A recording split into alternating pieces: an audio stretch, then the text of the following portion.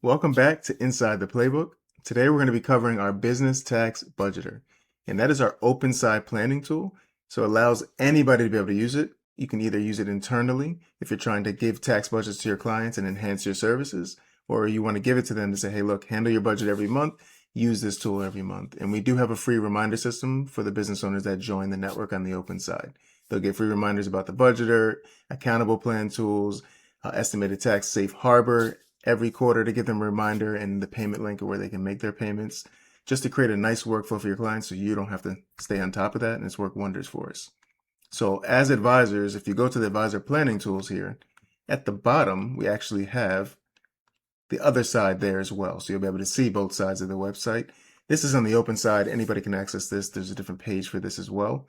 So we're going to go down to the business tax budgeter. And you can also go by different categories as well, but we're going to go to the business tax budgeter.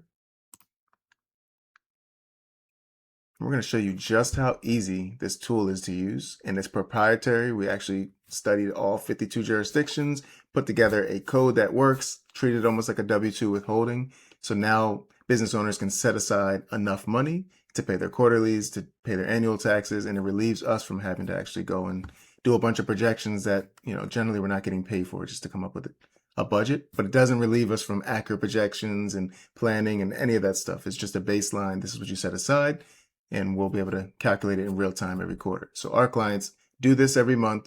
We run real-time calculations every quarter, and then we do all the planning and projections throughout the year to maximize the year. But it really gets us off our plates. So just as quickly as this, we have the filing status. We grouped all of these together. We wanted this as simple as possible. We do not want them to hit the wrong head of household. We all know that clients tend to do that, not knowing the difference of married filing jointly and head of household. So we made all three of these the same, and then married filing jointly to make this really simple. So we're going to choose single. We're going to go to California. And business types, simple again. Self-employed or S-Corp gives us the model, what we need to actually calculate for them. We're going to go with an S-Corporation. And then annual household, we want them to aim high, just because if they're teetering around 480 or they're not sure, just go with the 500 to a million. Worst case, you have extra money set aside. We've never had a client complain that they have too much budgeted for taxes earning in a high yield savings. It just doesn't happen. So if you overpay going in, yes, you got to get a refund that's large, but to actually budget for taxes, I've never heard a complaint that, hey, we have too much money. They're just excited they can use that money for something else. So we're going to go with 200 to 500. And let's just say they earn $25,000 that month. In those quick 5 prompts, it drops them a budget, and it gives them some key notes about this as an estimate. Use a higher income estimate to build a safety margin, and consult with a qualified tax advisor for case-specific guidance.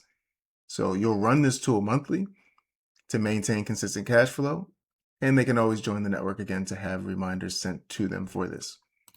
But this will give them a budget very quickly of how much to set aside, so they now can start doing this every month. Next month they come in here and say they have $28,000 and they want to change it.